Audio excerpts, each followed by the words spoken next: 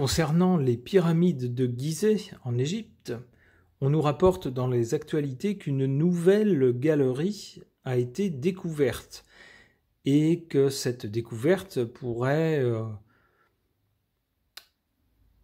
être révolutionnaire, du moins pourrait changer beaucoup de choses dans la représentation qu'on avait de ces pyramides, de leur fonction, de leur construction, etc.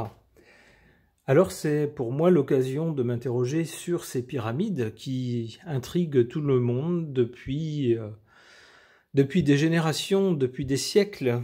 Donc qu'est-ce que les cartes peuvent nous dire au sujet de ces pyramides d'Égypte? J'interroge le tarot de Marseille.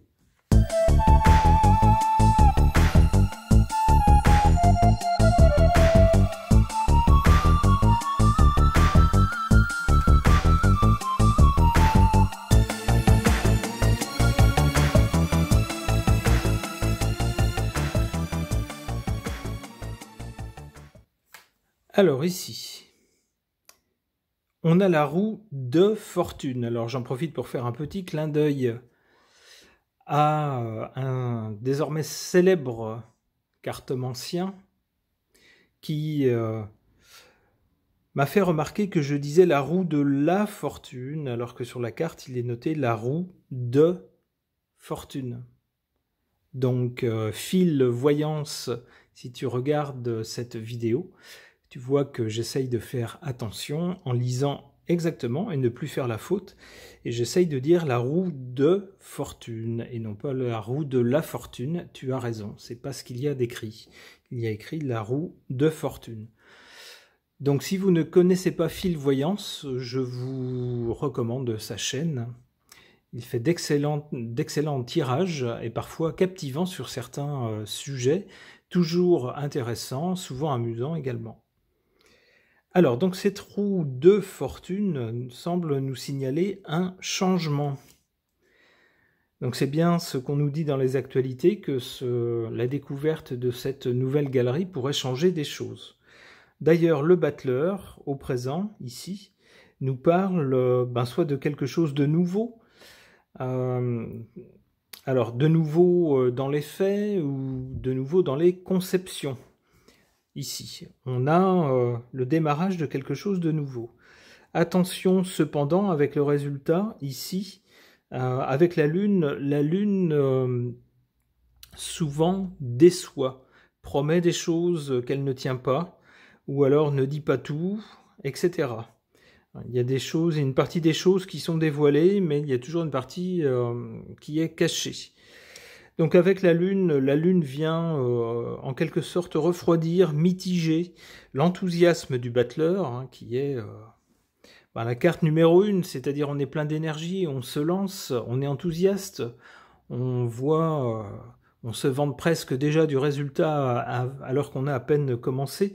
Eh bien la Lune vient refroidir un peu tout ça. Donc si je me fiais à ces trois cartes, je dirais qu'on a une annonce de changement ici, avec la découverte de la galerie. Donc qu'on a des gens qui sont très excités, qui sont sur le coup, qui vont vouloir faire des tas de nouvelles études, de recherches, de réinterprétations, etc. Mais qu'au final, finalement, bof, ça sera un peu un flop, quoi. C'est comme ça que je le vois.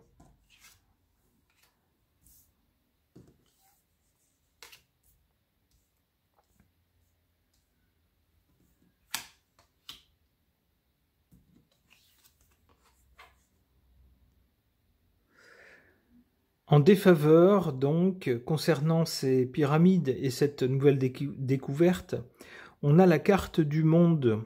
Alors la carte du monde, c'est quelque chose qui est mené à bien jusqu'au bout et qui va jusqu'au succès, quelque chose qui réussit, qui se fait.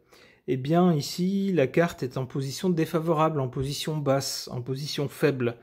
Il est possible que les chercheurs se mettent sur le coup et avec cette nouvelle galerie découverte, lance des tas d'hypothèses et cherche, on va dire, à les prouver par A plus B, à sortir de nouvelles théories convaincantes qui seraient étayées par des faits. Mais avec cette carte ici, il est possible que finalement, le résultat ne vienne jamais ou ne soit pas du tout convaincant. C'est d'ailleurs ce que nous dit à l'opposé ici la carte de la Maison Dieu. Alors de deux choses l'une, soit que cette découverte finalement fasse un gros flop, hein, et on voit ici les personnes qui se voyaient déjà en haut de l'affiche avec l'annonce de cette découverte, et finalement se retrouvent par terre, parce que finalement ça ne nous apprendra rien de plus qu'on ne sache déjà. Ça, c'est la première possibilité. La seconde possibilité, c'est que, à l'inverse, cette découverte remette tout en question, fasse voler en éclats tout ce qu'on prétendait savoir de ces pyramides. Alors, pour essayer d'en savoir plus, justement, je vais tirer d'autres cartes. Non, je pense plutôt ici qu'avec la Lune, voilà, on a un risque d'être déçu, et avec l'ermite, on a un genre de traversée du désert.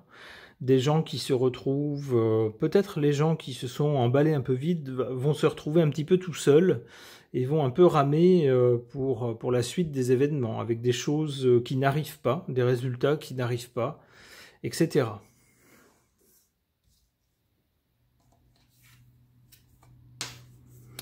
Ouais, et finalement, cette découverte, à un moment donné, on va laisser tomber. C'est ce que suggère la carte ici, l'arcane sans nom, qui dit qu'à un moment donné, bon, tout ça va s'arrêter. Bien. Concernant ces pyramides et la découverte d'une nouvelle galerie sous la pyramide de Khéops, je pense que c'est approprié d'interroger le tarot égyptien, nommé aussi le Grand Tétéia.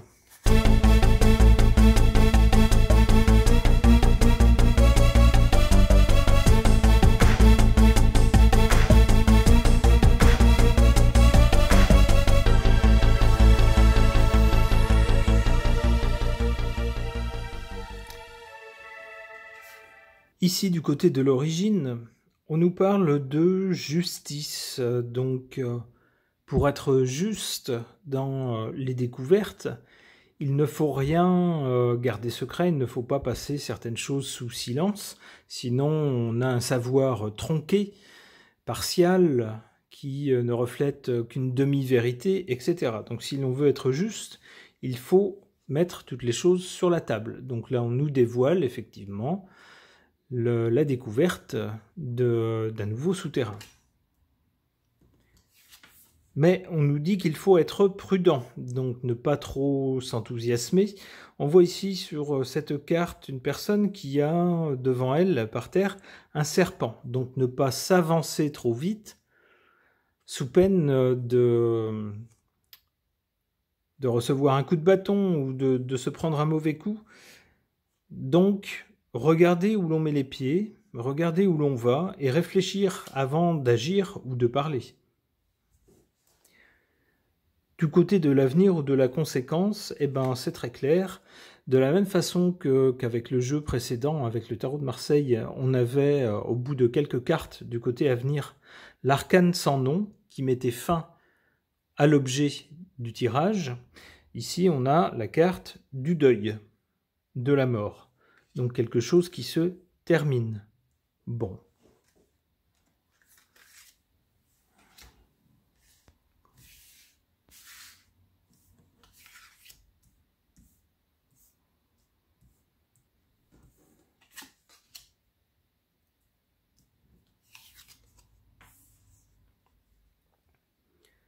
En défaveur ici de ces pyramides et de la découverte de ce nouveau souterrain, on a une femme riche. Alors je ne sais pas, j'avoue que je n'ai pas retenu le nom, ni le genre de la personne qui a fait la découverte ou a fait l'annonce de ce souterrain, mais on nous parle ici d'une femme riche qui jouerait en défaveur. Alors peut-être que... il pourrait s'agir des autorités égyptiennes, il pourrait s'agir d'autres personnes éminentes des milieux de l'égyptologie qui ne souhaiteraient peut-être pas que le public en sache trop sur ces souterrains. et qui ferait de son mieux pour qu'une fois l'info passée, on ne s'attarde pas trop et on n'étudie pas trop cette découverte. C'est comme ça que je comprends cette carte. En carte forte concernant ces pyramides et la découverte de ce nouveau souterrain, on a la carte carrément ici de la folie. C'est-à-dire que pour ce qui n'est peut-être qu'un simple souterrain tout à fait banal, peut-être nécessaire pour la construction ou peut-être purement fonctionnel, eh bien on a la folie qui tout d'un coup s'empare un peu de tous les esprits, qui s'enflamment, qui s'imaginent des choses ésotériques, peut-être un tunnel vers un autre monde, un passage vers un autre espace-temps, peut-être des choses qui ont été cachées par une autre civilisation, etc. Bref, la folie s'empare un peu des esprits qui s'échauffent. Notez que cette carte est ici en position favorable, car quand tous les esprits se mettent à réfléchir à un sujet, alors on a souvent des tas d'hypothèses, parmi lesquelles beaucoup d'hypothèses complètement farfelues, mais dans le tas, l'avantage, c'est qu'on a le choix, et que en prenant le temps d'examiner chacune des hypothèses, il est bien rare qu'on ne tombe pas, à un moment ou à un autre, sur une hypothèse tout à fait plausible et qui fasse avancer les choses. Comme quoi faire bouillonner les cerveaux, ça n'a pas que des désavantages.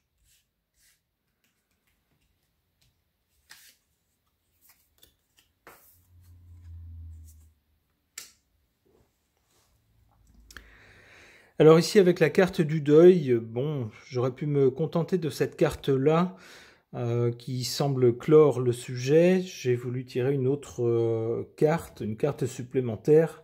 Cette carte nous parle de la passion. Alors pour moi, cette carte de la passion rappelle un peu celle de la folie. C'est-à-dire qu'à un moment donné, on a des gens qui s'enthousiasment pour un sujet, se font des films pour un sujet, ils vont parfois très très loin, mais à un moment donné, c'est très bien d'être passionné par quelque chose, c'est un moteur, c'est un carburant dans la vie pour se lever le matin, pour faire des choses qu'on ne ferait peut-être pas autrement, mais à un moment donné, quand de toute façon ça ne débouche sur rien, qu'on perd ses forces, son temps et son énergie, à un moment donné, il faut savoir s'arrêter. On le voit ici, arrêter la passion. D'accord.